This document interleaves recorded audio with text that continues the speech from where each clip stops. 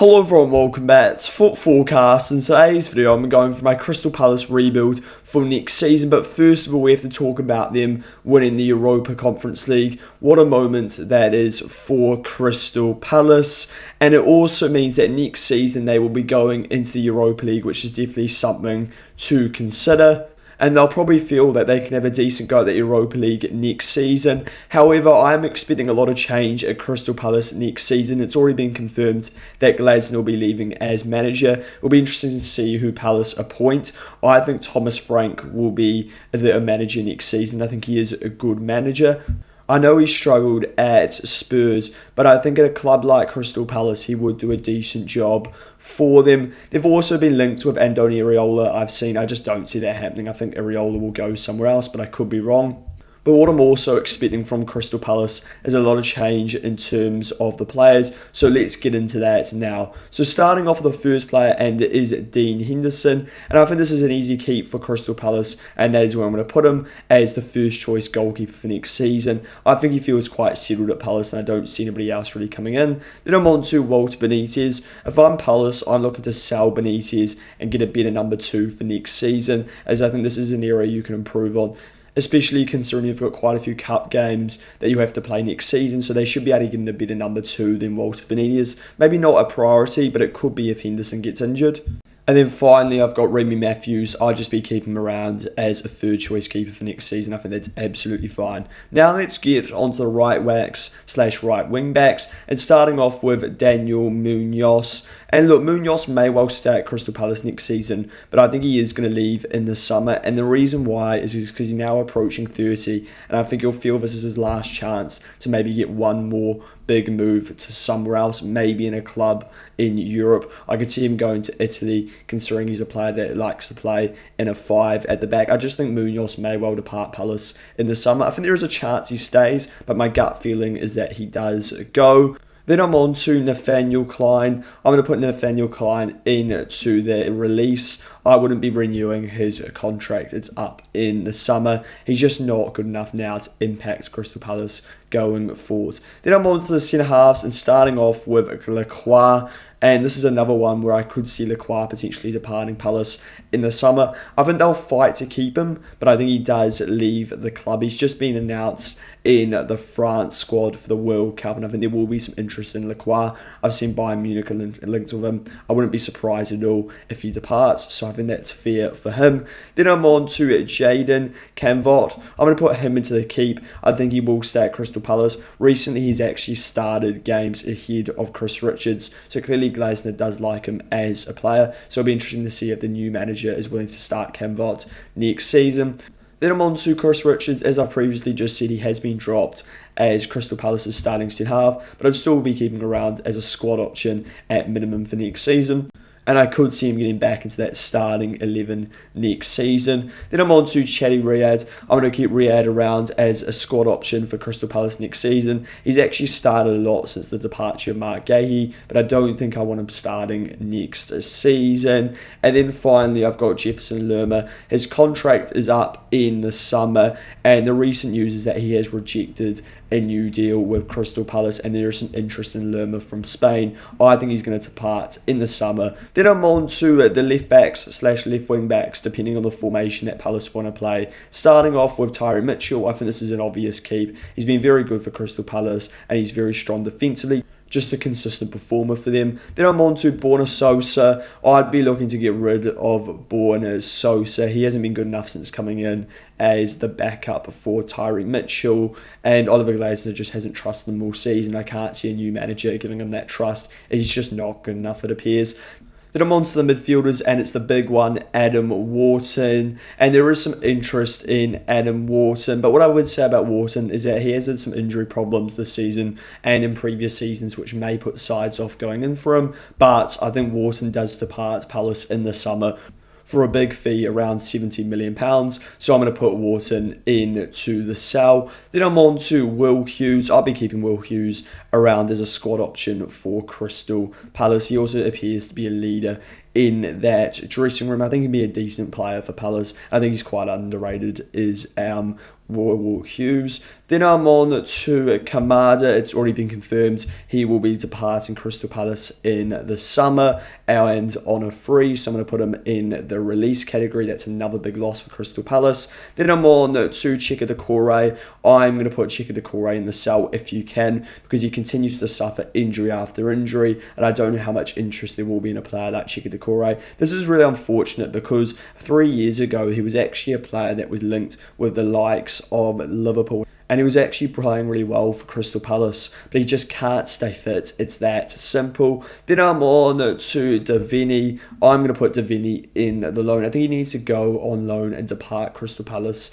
in the summer. I don't think he's near the quality he needs to be at right now, but maybe in the future he could be. I wouldn't be surprised though if Palace do look to sell him to bring in some funds. Then I'm on to the wingers, and starting off with Sarr. I think Sarr will remain at Crystal Palace then this summer. I think he's a good player for Palace, and he's been a pretty good performer for them in the last couple of years. Then I'm on to Yeremy Pino. I think he's been decent in his first season at Crystal Palace. Maybe a bit underwhelming in terms of numbers, but he is still a decent player and a player I'd be keeping around. Then I'm on to Brennan Johnson. So far, the signing hasn't really worked out for Crystal Palace, and I did think it was a bit of a waste of money considering they actually spent a record fee on him at the time, and so far he hasn't really performed and he struggled to get into that starting lineup. But despite this, I would still be keeping Brennan Johnson around. Then I'm on to Gesson, which Palace brought in on loan from Aston Villa, and look, they may look to make this deal permanent. I wouldn't. I don't think he's had enough impact to justify a permanent deal for Gesson, so I'm going to put him in the end loan category. Then I'm on to the strikers, and starting off with Jean-Philippe Mateta. This is another player that I expect there to be some interest in the summer. And we know from January he is interested in exploring a move away from Crystal Palace. I think Mateta will depart in the summer to somewhere in Italy. There's been previous interest in him from AC Milan and Juventus, and I think he'll do really well in Serie A, so I'm going to put Mateta in the sell. I expect him to depart. Then I'm on to Strand Larsen. So far, hasn't really had the impact for Crystal Palace, but you do still keep him around, most likely as the starting striker for next season. Then I'm on to Nketiah. He's just not good enough for Crystal Palace. It's that simple. I'm putting Nketiah into the sell. And then finally, we've got Uche. He's just been poor for Palace whenever he's played. I'm going to put him into the end loan category. So that is the end of the keep and sell. Now let's go for a potential lineup. But before we do this, what I would say about Crystal Palace is, as you can see, I'm expecting a lot of change for them. And it does feel like an end of an era for Crystal Palace.